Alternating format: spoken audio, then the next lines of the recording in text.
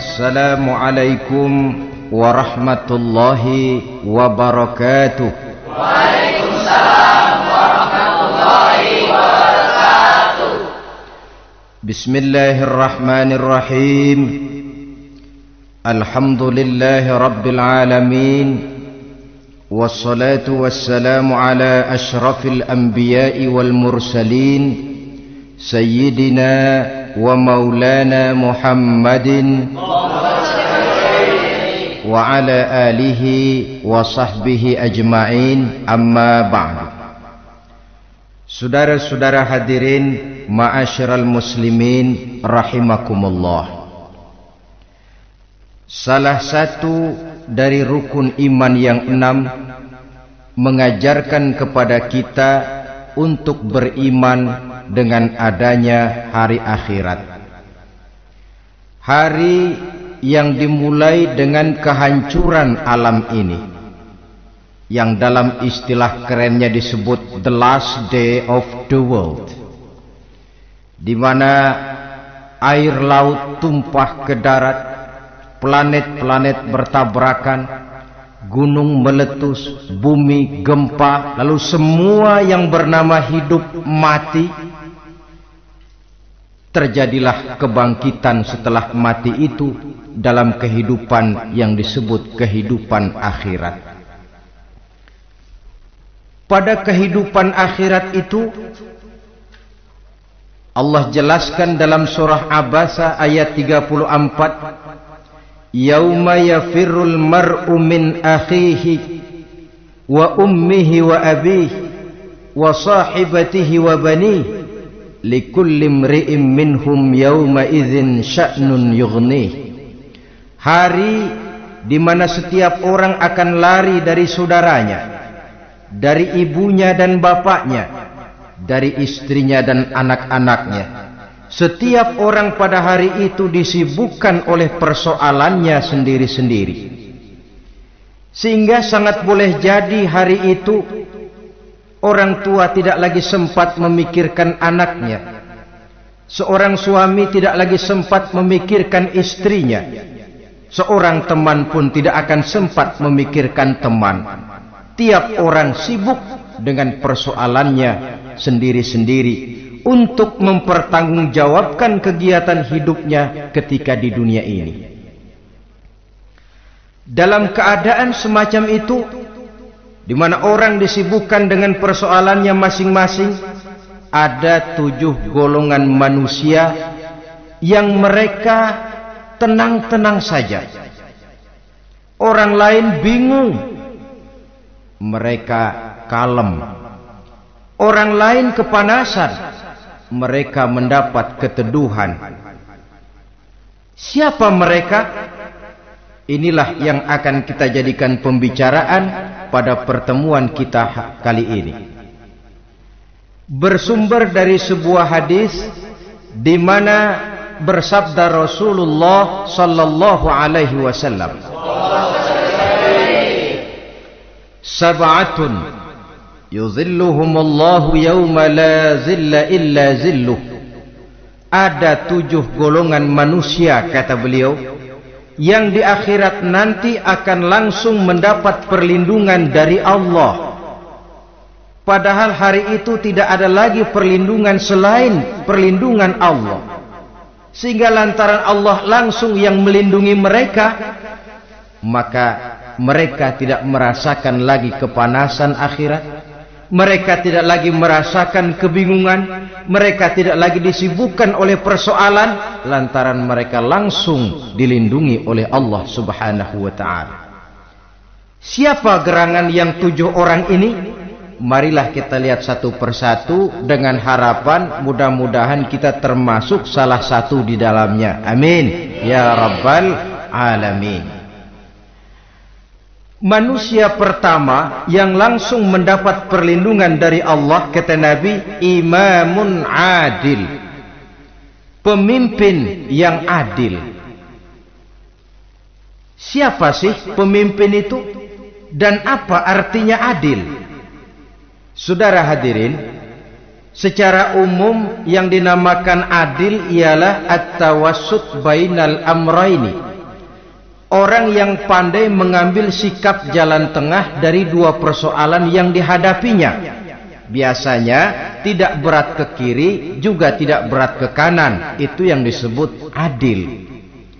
Orang yang tidak hanya sekedar bisa menuntut kewajiban dari seseorang, tapi juga bisa memberikan hak kepada orang itu juga disebut adil. Lalu pemimpin itu siapa? Setiap kita adalah pemimpin. Yang besar kecilnya kepemimpinan kita bergantung kepada apa yang kita pimpin.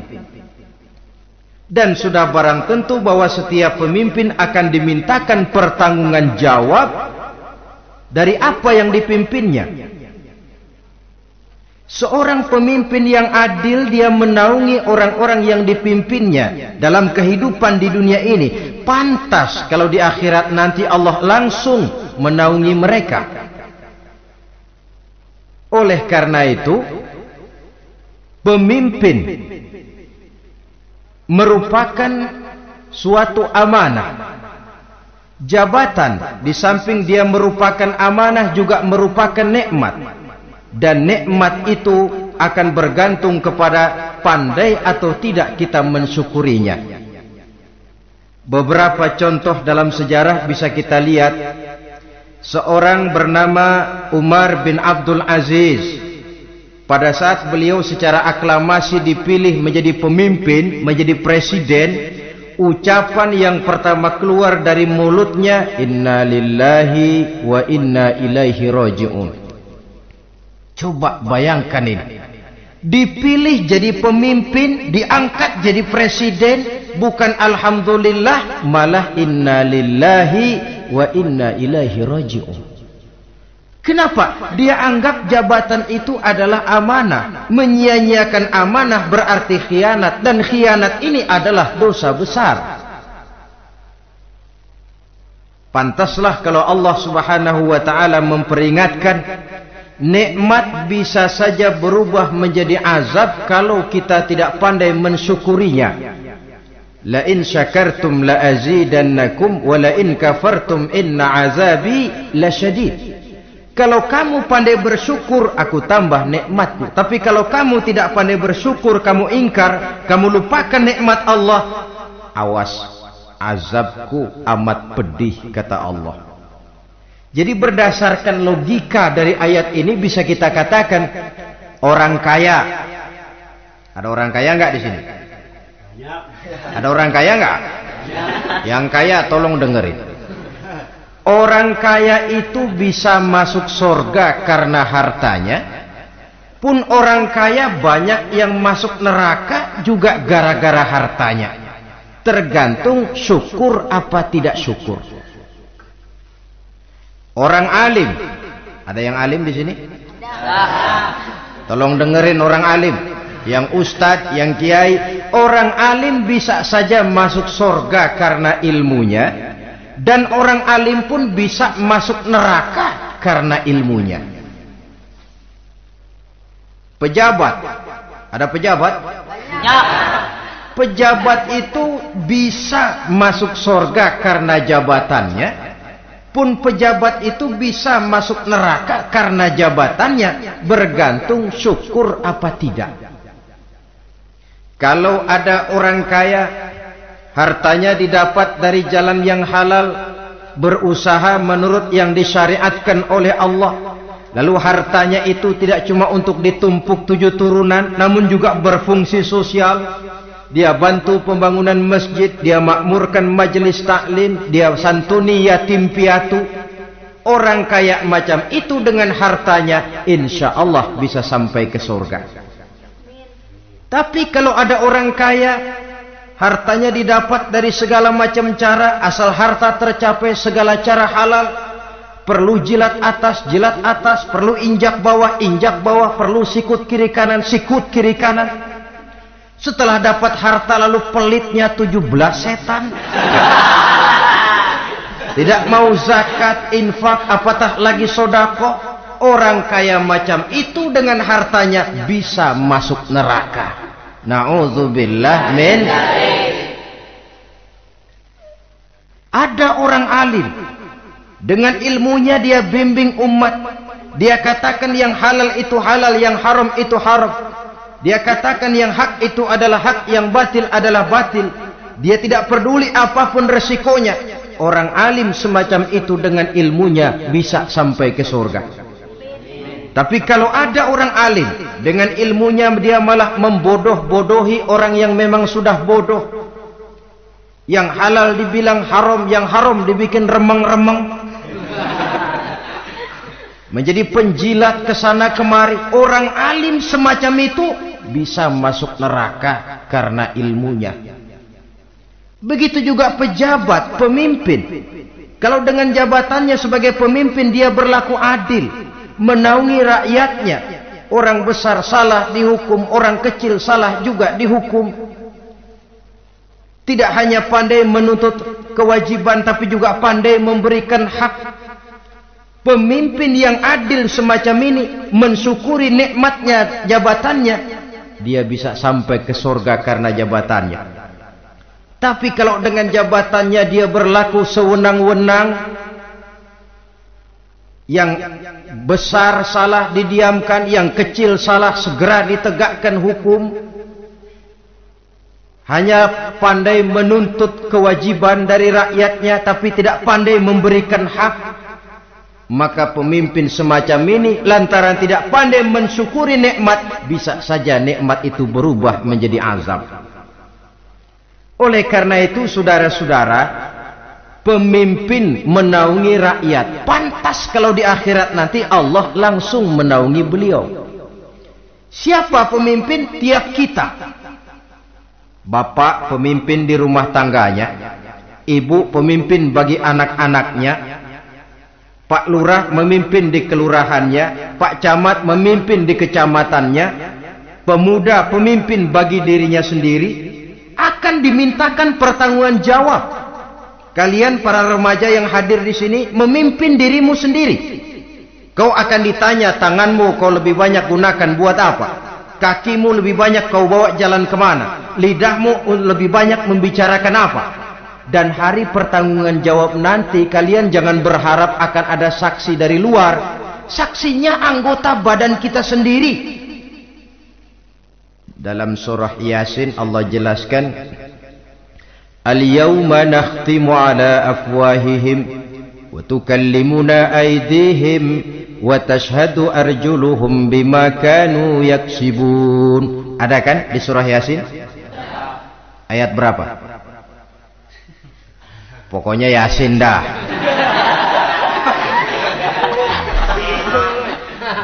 Daripada repot-repot, pokoknya Yasin gitu aja biar urusan lancar.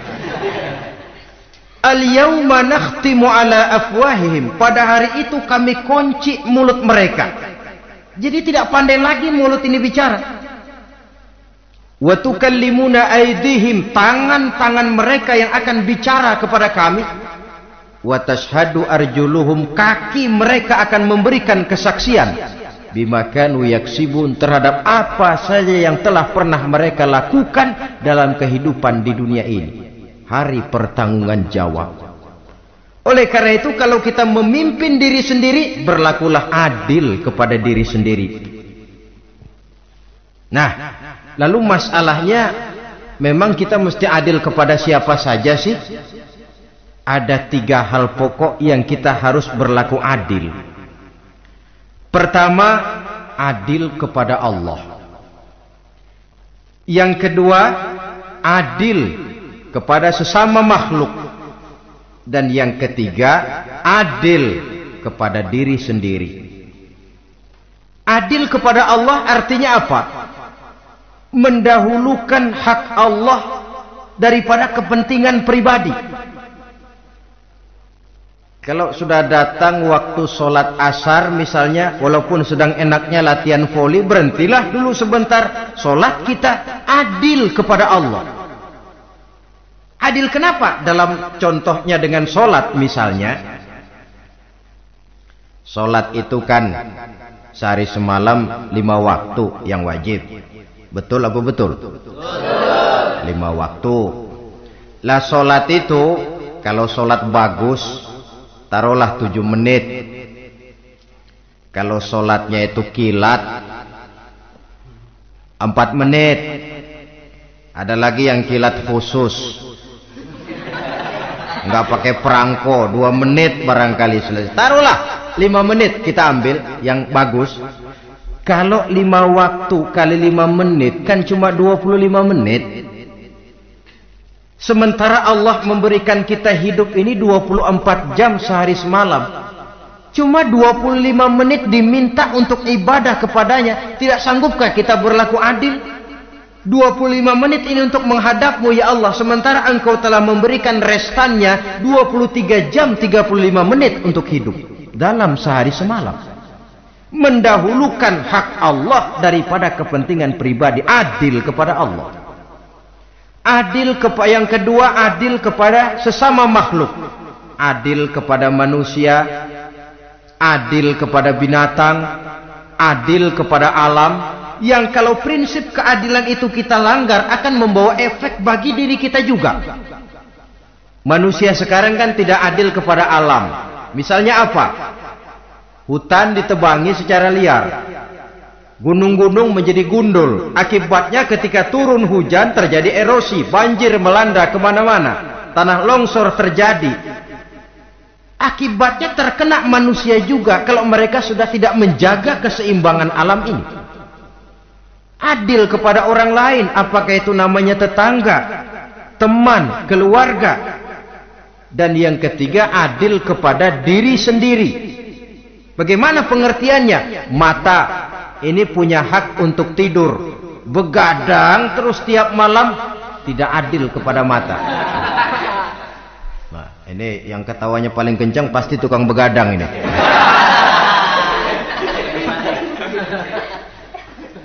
Perut ini punya hak untuk tidur, puasa saja siang malam, mengurangi hak perut. Adil kepada diri sendiri. Untuk kehidupan yang akan datang di akhirat, pasti akan kita temui. Kita yakini keberadaannya. Yang oleh karena itu, kalau kebetulan kita ini adalah pemimpin, sekurang-kurangnya pemimpin bagi diri sendiri, marilah kita berusaha menjadi pemimpin yang adil. Supaya nanti di akhirat, Allah subhanahu wa ta'ala memberikan perlindungan langsung kepada kita. Amin ya rabbal alamin. Ini yang pertama. Lalu yang kedua, orang yang akan langsung mendapat perlindungan dari Allah, syab nasha'a fi ibadatillah. Orang muda yang tekun beribadah kepada Allah. Anak muda yang rajin ibadah. Kenapa kok Nabi bilang anak muda, bukan orang tua? Apa orang tua yang rajin ibadah Allah enggak senang? Tentu Allah senang. Cuma Allah lebih senang lagi kalau ada anak muda yang rajin ibadah. Sebab apa? Kondisi psikologis. Kalau ada orang tua rajin ibadah, itu mah pantas. Emang udah waktunya.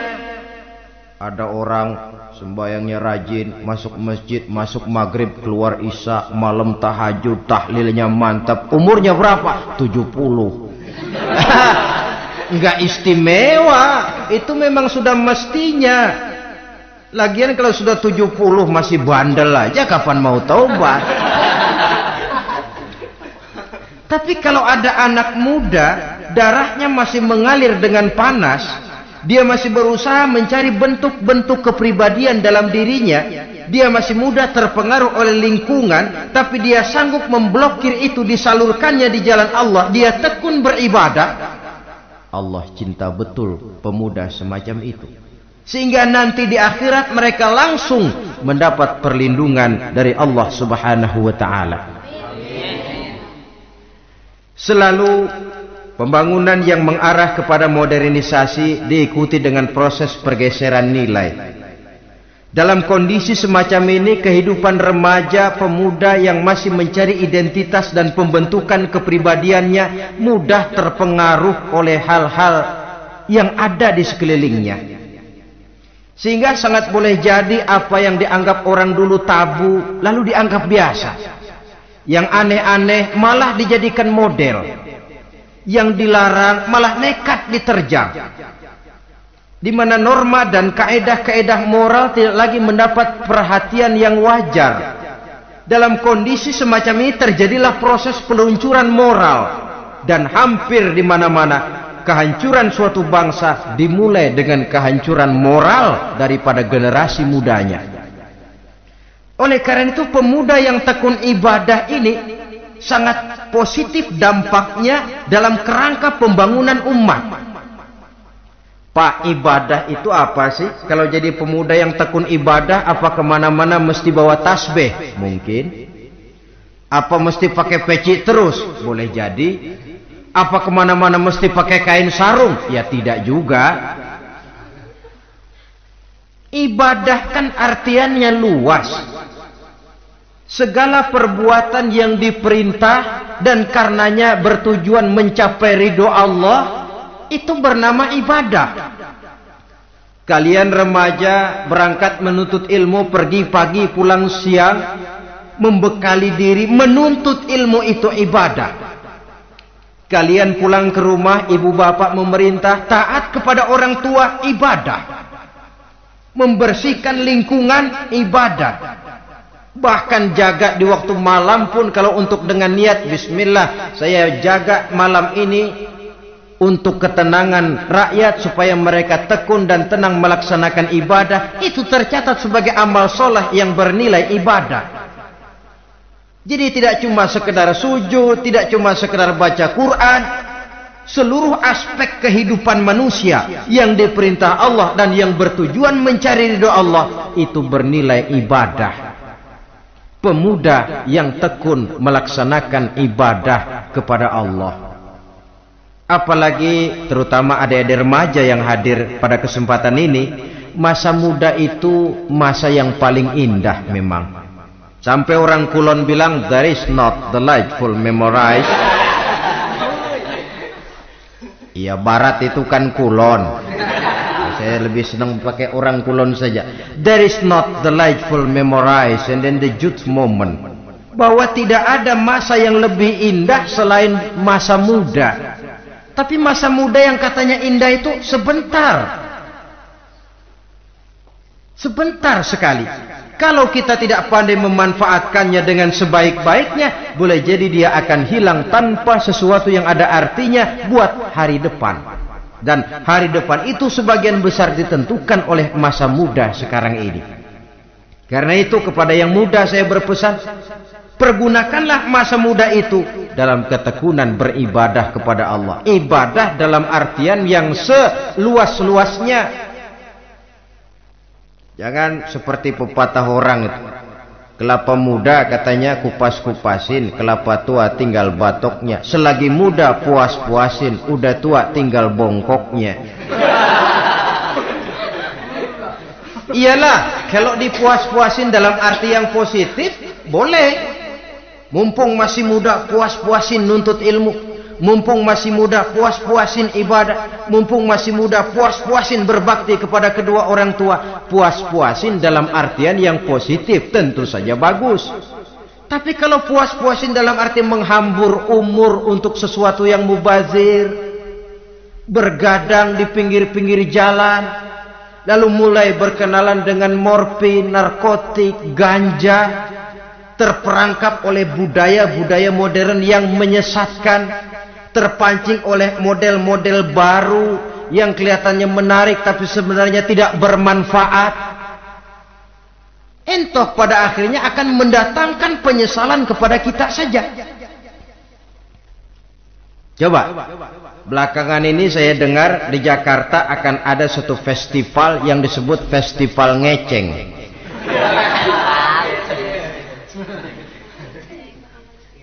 Ngeceng ini kalau bahasa gampangnya nampang.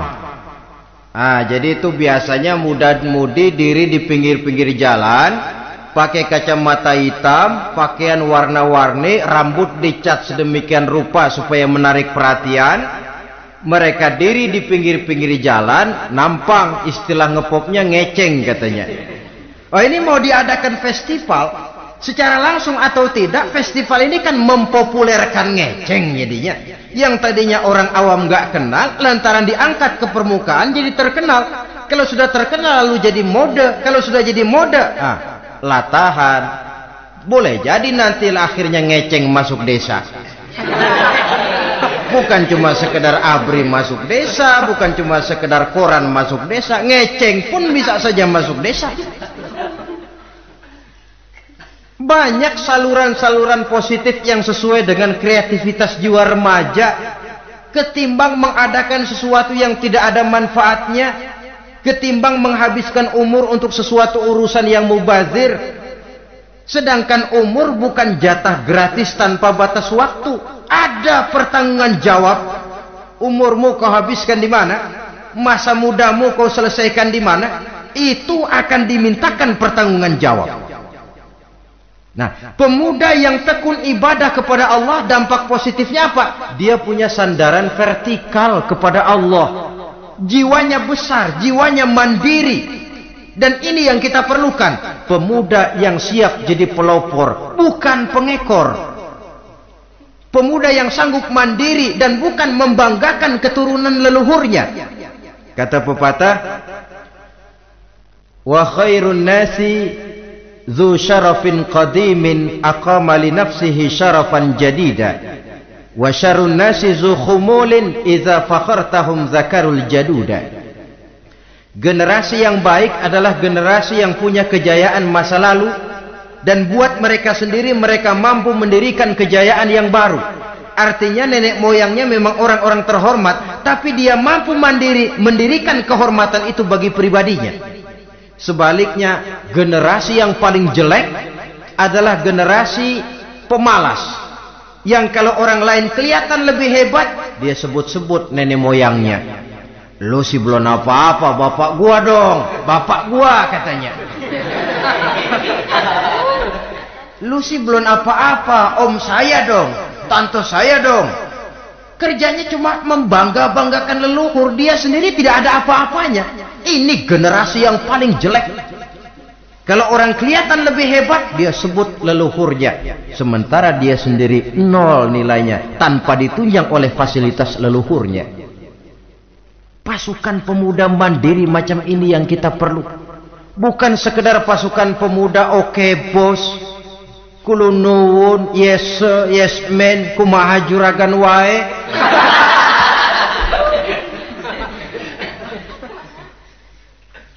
Dan terus terang kita miskin dengan pemuda yang mandiri, yang punya kepribadian, yang berani berkata ya terhadap yang benar dan berani berkata tidak terhadap yang tidak benar. Dari mana ini didapat? Sandaran vertikal dalam bentuk ibadah kepada Allah akan memantapkan jiwa, membersihkan hati, sehingga dia akan berfungsi seperti radar. Sandaran vertikalnya cuma kepada Allah. Inilah dampak positifnya. Karena itu, tentu saja kita berharap sekurang-kurangnya pemuda-pemudi yang hadir pada kesempatan ini menjadilah pemuda-pemudi yang tekun beribadah kepada Allah. Amin. Amin. Nah, baiklah ya, itu tadi yang kedua. Kita lanjutkan sekarang yang ketiga. Orang yang akan langsung mendapat perlindungan dari Allah, kata Nabi, rajulun qalbuhu mu'allakun bil masjid. Seseorang yang hatinya selalu terpaut kepada masjid. Apa arti terpaut kepada masjid ini? Apa orang yang enggak pernah keluar-keluar dari masjid? Tentu saja bukan. Apa gunanya di dalam masjid terus kalau kerjanya cuma tidur doang? Maksud terpaut kepada masjid ini, hatinya selalu berpikir bagaimana memakmurkan masjid. Jasadnya boleh saja ada di kantor, boleh saja ada di pasar, boleh ada di sawah, boleh ada di ladang. Tetapi hasil daripada usahanya dia lalu berpikir bagaimana memakmurkan masjid. Sebab apa? Masjid merupakan center of activity, pusat daripada kegiatan umat. Kalau kita lihat fungsi masjid di zaman Rasul, Di masjid beliau berdakwah, di masjid beliau mengatur negara, di masjid beliau mengadakan perundingan, di masjid beliau bermusyawarah dengan para sahabat.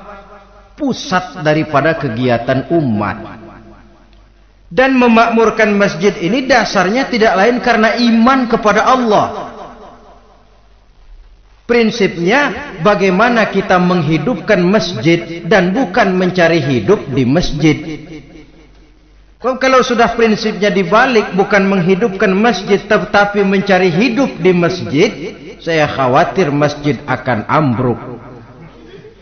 Nyatanya kadang-kadang masjid kita ini fungsinya belum maksimal. Kadang-kadang ada kok masjid yang bukanya cuma seminggu sekali. Jumat pagi jam 9 masjid buka, Jumat jam 2 tutup, buka-buka lagi Jumat depan. Seminggu sekali. Kelemahan lainnya manajemen masjid, terus terang sajalah kita bicara. Kadang-kadang pengelolaannya ketua masjid bapaknya, khatib mantunya, sekretaris ponakannya, imam Bilal cucunya. Gak ada orang lainnya. Ya kalau bagus kepengurusannya tidak apalah. Tapi kadang-kadang kelemahannya ialah bagaimana menciptakan manajemen masjid yang baik sehingga masjid bisa berfungsi sebagaimana fungsinya di zaman Rasulullah sallallahu alaihi wasallam. Apalagi belakangan ini ada kecenderungan yang membuat kita optimis, gembira. Remaja, pemuda, pemudi mulai gemar datang ke masjid. Berkumpul membentuk remaja masjid, remaja musola, mengadakan kegiatan majelis taklim yang mingguan, yang bulanan, aksi sosial, yang semuanya bermuara dari kehidupan masjid. Sesuatu yang menggembirakan. Dan sudah sepatutnya para pengelola masjid membuka pintu untuk bisa mengatur masjid menurut manajemen yang diharapkan oleh umat.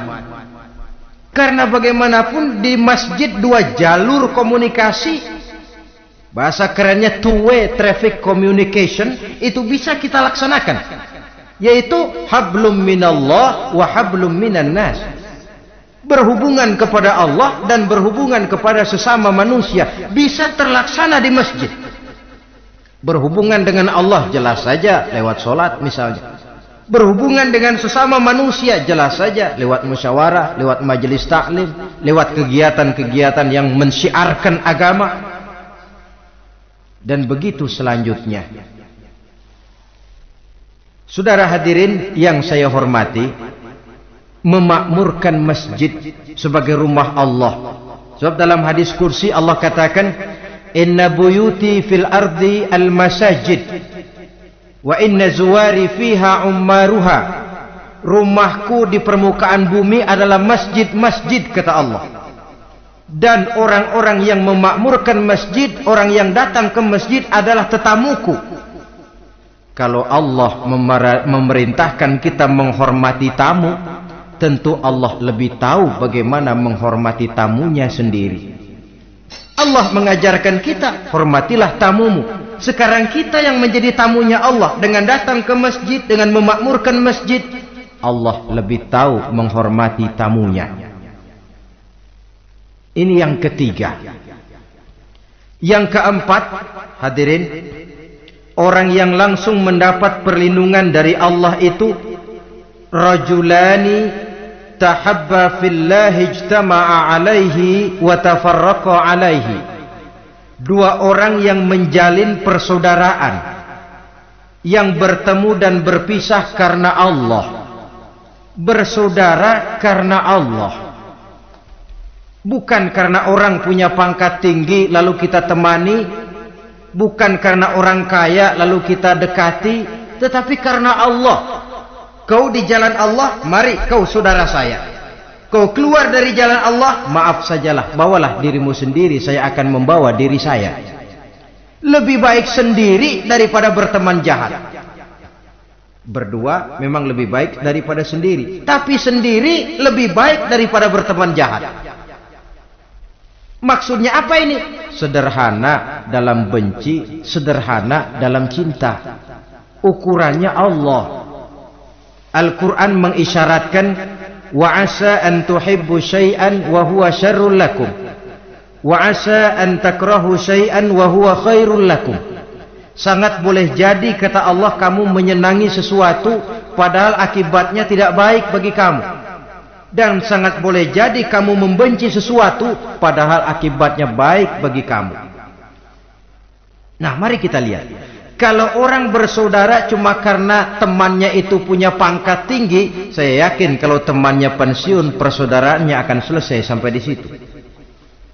Kalau kita mencari teman cuma karena dia kaya, satu saat dia jatuh bangkrut, jatuh miskin, persaudaraan akan selesai sampai di situ. Tapi kalau karena Allah yang bisa memisahkan kita apabila orang sudah keluar dari jalur yang diridhoi oleh Allah Subhanahu wa taala. Oleh karena itu, kepada semua hadirin, mari menjalin persaudaraan dalam bentuk ideal yang diajarkan oleh Islam. Nilai persaudaraan yang diikat oleh akidah. Kalaupun harus benci, bencilah sederhana, tidak habis-habisan ngebenci orang. Kalaupun harus cinta, cintalah sederhana. Boleh jadi yang hari ini kita benci bukan main, besok kita senangi. Mungkin yang hari ini kita cintai mati-matian, besok sudah berubah menjadi yang kita benci. Sederhana saja, tidak usah berlebih-lebihan. Kalau nilai persaudaraan yang diajarkan ini bisa kita wujudkan, persaudaraan yang diikat dengan nilai akidah, maka dari persaudaraan semacam itu, insya Allah kita bisa berbuat banyak untuk kepentingan diri, keluarga, masyarakat kita pada umumnya. Ini kelompok yang keempat. Orang kelima yang nanti langsung mendapat perlindungan Allah, rajulun da'athum ra'atun zatu mansibin wa jamalin ila nafsiha faqala inni akhafullaha rabbal alamin. Seorang laki-laki, kata Nabi, yang dipanggil oleh perempuan cantik. Laki-laki normal dipanggil oleh perempuan cantik. Untuk apa? Diajak melakukan perbuatan yang negatif. Tidak ada orang yang tahu. Tempatnya sepi. Apa yang terjadi? Orang ini berkata, inni akhafullaha rabbal alamin. Maaf saja, saya takut kepada Allah. Orang yang bermoral nanti di akhirat langsung dilindungi oleh Allah. Tidak mudah jatuh oleh bujuk rayu. Tidak mudah terpesona oleh wajah-wajah yang menggiurkan. Seperti dalam sejarah yang terkenal itu Nabi Yusuf alaihi salam. Kenal kan Nabi Yusuf? Nabi Yusuf itu bekerja di istana Kitfir. Kitfir ini punya istri namanya Zulaikha. Orangnya cantik. Diam-diam Zulaikha ini rupanya naksir sama Yusuf. Satu hari suaminya tidak ada di rumah, pintu dikunci-kunciin. Setelah pintu semua terkunci, dia panggil Nabi Yusuf, "Hai Talak, Yusuf, sini." Kata Yusuf, "Mau ngapain?" "Pokoknya sini." "Iya, mau ngapain?" "Iya, kayak orang-orang, ngapain sih?"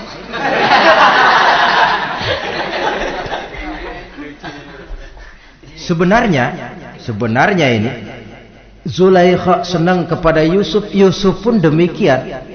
Walaqad hammat bihi wa hamma biha. Zulaikha menyenangi Yusuf, Yusuf pun menyenangi Zulaikha. Tapi apa? Walaula an ra'a burhana rabbih. Andai kata Yusuf tidak melihat peringatan Tuhannya, letter S. Yusuf, ini bukan pekarangan ente, dilarang parkir di sini. Sehingga walaupun tidak ada yang tahu, tidak ada yang melihat, Nabi Yusuf selamat dari bujuk rayu Zulaikha. Mempertahankan nilai-nilai moral di tengah kemajuan zaman memang merupakan pekerjaan yang tidak ringan. Merupakan pekerjaan yang sangat berat. akan ada saja cobaan, akan ada saja gangguan yang kita temui di sepanjang perjalanan hidup ini. Tapi sebaliknya, kalau orang sudah tidak lagi menjunjung moral yang tinggi, lalu hidup menurut selera sendiri-sendiri, ya kita lihatlah lahirnya kebudayaan kumpul kebo yang diawali dengan free sex yang mengarah kepada summon living alias hidup bersama tanpa nikah. Memang sebabnya boleh jadi macam-macam. Mungkin karena broken home, nggak merasa diperhatikan di rumah, ibu bapak sibuk, lalu anak mencari kesibukan sendiri. Mungkin karena tekanan ekonomi dalam kehidupan miskin, lalu ada yang menawarkan kerjaan, tidak taunya malah dilemparkan ke lembah hitam. Mungkin juga karena pengaruh pergaulan dari lingkungan baik-baik, lalu berteman dengan yang tidak baik, hanyut ditelan arus pergaulan. Mungkin juga pengaruh kebudayaan yang dia tonton, buku yang dia baca, film yang dia lihat, ikut mewarnai dan membentuk kepribadiannya. Tapi apapun alasannya, satu hal yang jelas, semuanya berangkat dari rapuhnya pegangan orang kepada nilai-nilai agama. Sebab sumber nilai moral yang tertinggi tidak lain agama adanya. Intinya apa? Intinya tidak lain, orang yang beragama itu meyakini bahwa kemanapun dia pergi, dimanapun dia berada, Allah selalu melihat yang dia lakukan. An ta'budallaha ka'annaka tarahu fa illam takun tarahu fa innahu yaraka. Begitu yang kita pelajari dalam ihsan. Engkau beribadah kepada Allah seolah-olah kau lihat Allah. Kalaupun Allah tidak kau lihat, yakinlah Allah melihatmu. Jadi kalau saya sendiri, yang kedua itu Allah. Dibujuk rayu oleh cewek cakep, ayo dah bang, gak ada orang, kita cuma berdua. Dia bilang enggak, kita enggak berdua, bertiga. Berdua bang, bertiga. Yang ketiga siapa? Lu, gue, Allah, tiga.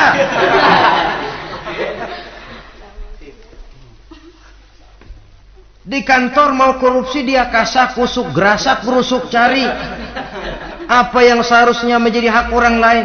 Tidak ada yang lihat, tapi dia tidak sendiri. Saya berdua. Yang kedua, Allah. Merasakan kehadiran Allah dekat dalam hidup.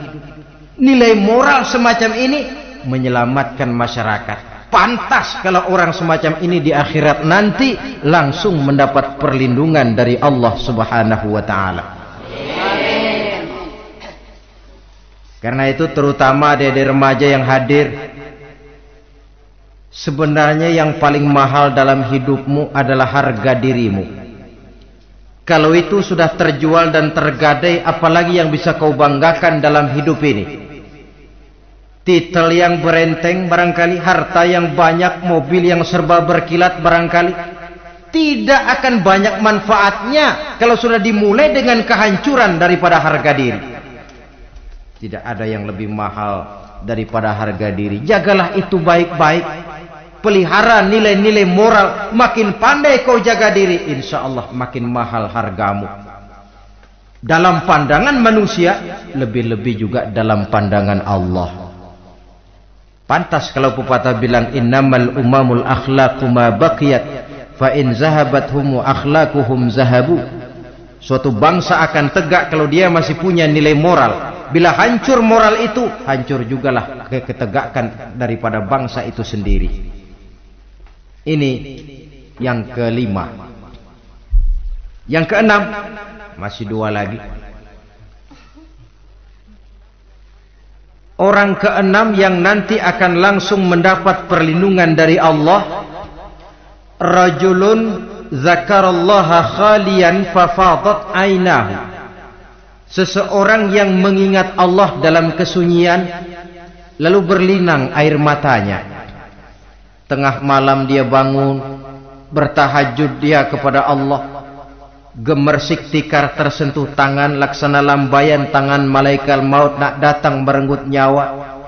Terbayang segala dosa dan kesalahan, tergambar semua kekeliruan yang dilakukan dalam hidup. Lalu air mata pun tanpa terasa berurai membasahi pipi. Orang yang mengingat Allah dalam kesunyian. Saudara, tidak ada orangnya itu yang tidak punya dosa. Coba saya mau tanya, yang kumpul di sini ada nggak orangnya yang nggak punya dosa? Tidak ada. Dan memang orang yang baik itu bukan orang yang tidak punya dosa, sebab tidak ada orang yang tidak punya dosa. Orang yang baik adalah orang yang apabila dia melakukan dosa, dia segera sadar, dijadikannya itu sebagai pelajaran untuk tidak diulanginya lagi pada masa yang akan datang. Dengan kata lain, mengingat Allah dalam kesunyian itu artinya bertaubat. Ini kan anak muda sekarang nih, kalau diajak bicara taubat, taubat mah urusan 70 ke atas, Pak. Kita ini masih lama. Padahal masalah taubat bukan masalah tua.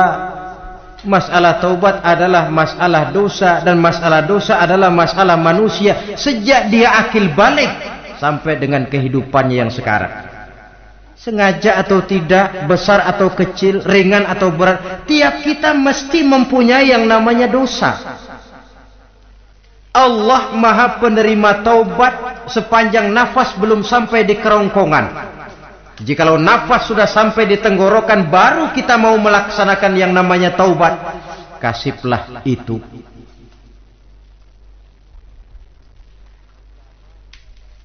Para ulama mengatakan, la saghair ma'al istimrar wala kabair ma'al istighfar. Tidak ada dosa kecil kalau ditumpuk terus, dan tidak ada dosa besar kalau diikuti dengan istighfar, permohonan ampun kepada Allah. Jadi jangan menganggap ini dosa kecil, ini dosa kecil, ditumpuk-tumpuk lah jadi gede juga. Tidak ada dosa yang kecil kalau dikerjakan terus-menerus, dan tidak ada dosa yang besar kalau diiringi dengan istighfar. Dalam kehidupan ini, apabila dosa sudah bertumpuk, maksiat merajalela, munkarat menjadi jadi, Allah tidak akan segan-segan menurunkan azab. Azabnya itu bisa dalam bentuk bencana alam, banjir namanya, kebakaran merajalela namanya, gempa bumi namanya, bendungan pecah namanya, reaktor atom bocor namanya. Namanya boleh jadi macam-macam. Sebab apa? Al-Quran memberikan jaminan, wa ma kana Allahu liyu'adzibahum wa hum yastaghfirun. Allah tidak akan menurunkan azab selama di tengah masyarakat manusia masih banyak orang yang istighfar kepada Allah. Jadi hakikatnya kita ini berhutang jasa kepada orang yang rajin sujud, rajin mohon ampun kepada Allah. Lantaran mereka barangkali azab tidak diturunkan oleh Allah kalau melihat banyaknya sudah munkarat dan maksiat. Mengingat Allah dalam kesunyian, tengah malam, waktu yang mustajabah, terutama sepertiga malam yang akhir, situasinya lain. Nggak percaya boleh coba lah, nyoba kan nggak bayar. Coba kalian bangun tengah malam, tahajud, kalian akan menemukan satu suasana yang lain daripada misalnya kalau kalian sembahyang zuhur tengah hari panas terik di tengah banyak orang. Hati bergetar. Segala kekeliruan yang pernah kita kerjakan lalu terbayang, dan air mata tanpa terasa, tanpa diundang bahkan berurai membasahi pipi. Ya Allah, alangkah nikmatnya suasana macam itu. Menciptakan perasaan dekat dengan Allah. Terwujud kedamaian batin, dan ini yang banyak dicari orang sekarang, yang kadang-kadang karena terlalu ingin mencari kedamaian lalu keliru jalan, yang bertapa di gua-gua katanya nyepi dari kehidupan manusia, memencilkan diri dengan cara-cara yang mereka atur sendiri. Tidak macam itu. Quran punya resep, ala inna bi dzikrillahi tatmainnul qulub. Ketahuilah, dengan banyak mengingat Allah, hati menjadi tenang, jiwa menjadi lapang, pikiran menjadi damai. Ini resep Islam untuk mencapai ketenangan jiwa. Mengingat Allah dalam kesunyian. Saudara hadirin yang saya hormati, ini aspek daripada ibadah. Jadi dengan kata lain, masalah mengingat Allah dalam kesunyian, mengingat dosa, bukan urusan orang tua, tapi masalah manusia. Siapapun adanya, sejak dia akil balik, mesti entah kecil besar, entah sedikit entah banyak, ada kesalahan yang dilakukannya. Karena itu, kalau kita masih diberikan kesempatan untuk hidup, artinya Allah masih memberikan kesempatan kepada kita untuk memperbaiki diri. Nanti kalau sudah sangkakala ditiup, alam hancur seperti yang saya jelaskan di awal tadi, sudah tidak sempat lagi, yang tinggal menyesal. Ada yang meratap lalu berkata, ya laitani kuntu turaba. Dalam Quran, aduh, andai kata kita bisa balik jadi tanah aja dah dulunya, jangan jadi orang. Kalau dulu kita tetap jadi tanah mah nggak tanggung jawab apa-apa. Dijadiin orang sekarang mesti tanggung jawab. Bagaimana ini? Bingung. Ada yang berkata, ma aghna anni maliya halka anni sultaniyah. Ternyata harta yang saya bangga-banggakan tidak bawa manfaat hari ini. Ternyata jabatan yang pernah saya duduki malah merusak saya hari ini. Tinggal lagi penyesalan karena kelalaian memanfaatkan waktu hidup dalam kehidupan di dunia ini. Karena itu, pandai-pandailah membagi orientasi. Ada saatnya kita sibuk tenggelam dalam berbagai urusan dunia, lain saat tenggelam dalam kefanaan dan kesunyian, membekali diri untuk kehidupan akhirat nanti. Sebentar meninggalkan dunia, rekes kepada Allah, mi'raj, naik menghadap Allah, supaya terwujud keseimbangan untuk mencapai fid dunya hasanah wa fil akhirati, kebahagiaan dan kebaikan di dunia maupun di akhirat nanti. Inilah golongan yang keenam, orang yang langsung mendapat perlindungan Allah, yang mengingat Allah dalam kesunyian. Yang ketujuh, yang terakhir, orang yang langsung mendapat perlindungan dari Allah di akhirat nanti, rajulun tasaddaqa bi shadaqatin fa akhfaha hatta la ta'lama shimaluhu ma tunfiqu yaminuhu. Seseorang yang bersedekah lalu dia ikhlas dengan sedekahnya sehingga tangan kirinya tidak tahu apa yang diberikan oleh tangan kanannya. Orang yang pemurah, orang yang menyadari bahwa apapun yang dia punya dalam hidup ini cuma sekedar titipan. Fungsinya lalu seperti keran, menyimpan air tapi untuk disalurkan lagi kepada orang yang memang memerlukannya. Alangkah nikmatnya kalau Allah memberikan kepercayaan kepada kita untuk menjadi penyalur, distributor rezeki. Kalau kita ingat kemari, berpikir ke sini, kita tidak akan sayang lagi. Enak saja yang peras keringat banting tulang cari rezeki saya, sampean datang-datang mau minta. Loh, mungkin rezeki dia tapi lewat tangan kita. Satu kehormatan dari Allah kalau kita dijadikan seperti keran, menyimpan air tapi tidak untuk dirinya sendiri, disalurkannya kepada orang-orang yang memang memerlukannya. Tidak ada orang jatuh bangkrut lantaran bersikap pemurah, dan tidak ada orang jadi kaya raya lantaran dia bakhil atau pelit bin kikir alias medit.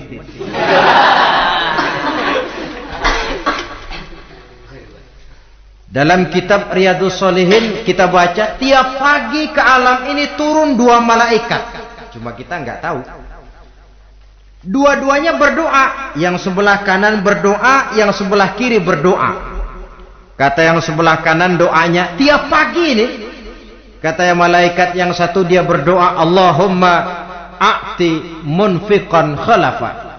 Ya Allah, kepada orang-orang yang suka infak, kepada orang-orang yang suka memberi, kepada orang-orang yang pemurah, gantilah mereka dengan yang lebih baik dari apa yang telah mereka berikan. Lalu malaikat yang satu berdoa, Allahumma a'ti mumsikan talafa.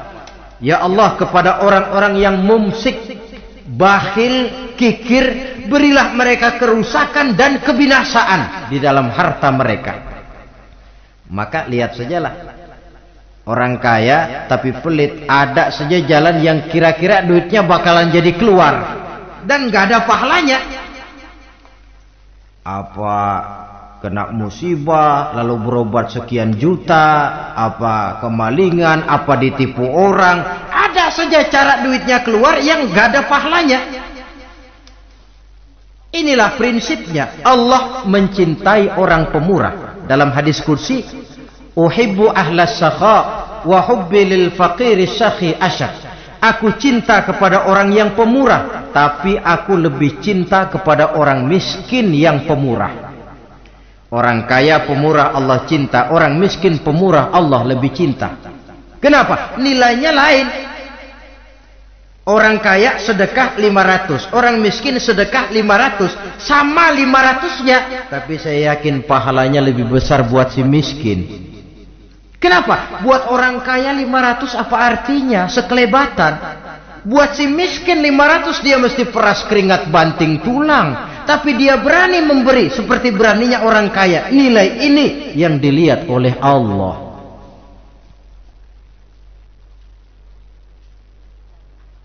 Islam mengakui hak milik pribadi, tapi harus berfungsi sosial. Di dalam harta yang kita miliki itu ada haknya masjid, ada haknya yatim, ada haknya madrasah. Dan Allah subhanahu wa ta'ala bisa, saya katakan di awal tadi, merubah nikmat menjadi azab kalau kita tidak pandai mensyukurinya. Bersyukur kalau diberikan harta artinya mempergunakan harta itu sesuai dengan kehendak yang memberinya. Allah memberikan harta kepada kita. Apa yang Allah kehendaki? Supaya harta itu berfungsi sosial. Milik pribadi silahkan, tapi berfungsi sosial dalam kehidupan. Kita terus terang saja, umat Islam ini bukan tidak punya potensi, tapi tidak pandai menginventarisir potensi. Apa tidak ada orang Islam yang kaya? Banyak. Yang belum banyak yang mau berbuat atas nama dan untuk kepentingan agamanya. Kalau buat pribadinya berani bukan main. Itulah yang sering diungkapkan orang, pembangunan pesantren terlunta, ya, asrama yatim piatu tidak terurus. Ada orang membangun masjid, meletakkan batu pertama sekaligus jadi batu terakhir. Setelah itu la yamutu wa la yahya, mau dibilang hidup tidak kelihatan geraknya, mau dibilang mati pun tidak ketahuan kuburannya. Kurangnya kesadaran akan arti amanah dan titipan dari Allah. Lahirlah korun-korun abad 20. Kalian tahu sejarah korun? Saking kayanya korun, kunci gudang hartanya itu saja onta yang bawa. Itu baru kunci itu. Onta yang bawa.